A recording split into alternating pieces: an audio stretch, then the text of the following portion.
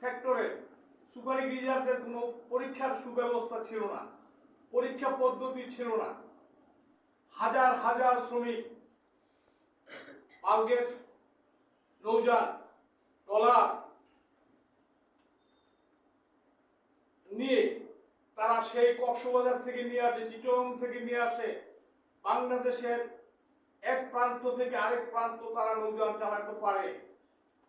এক একজনের অভিজ্ঞতা 10 বছর 15 বছর, কিন্তু তাদের কোনো সার্টিফিকেট ছিল না। একটা রিক্সার ড্রাইভারের সার্টিফিকেট থাকতো, আর কোটি কোটি টাকার সম্পদ লইয়া জীবনের রিক্স নিয়ে যারা সারা বাংলাদেশের নৌপথে ঘুরে বেড়ায়, তাদের কোনো সার্টিফিকেট ছিল না, মূল্যায়ন ছিল না। যেখানে সেখানে তাদেরকে নামিয়ে দিত, তারা কথা বলতে পারতো না, কারণ তাদের কোনো সার্টিফিকেট নাই।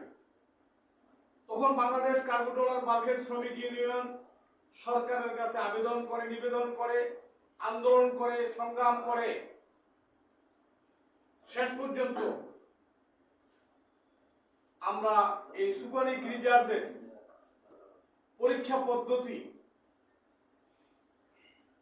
শুরু করাইতে সরকারের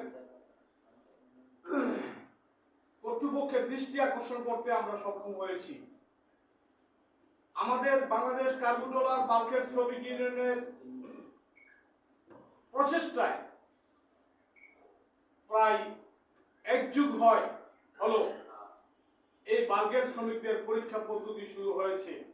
আজকে শ্রমিকরা পরীক্ষা দিয়ে তাদের সার্টিফিকেট অর্জন করছে, তাদের কাজের একটা মূল্যায়ন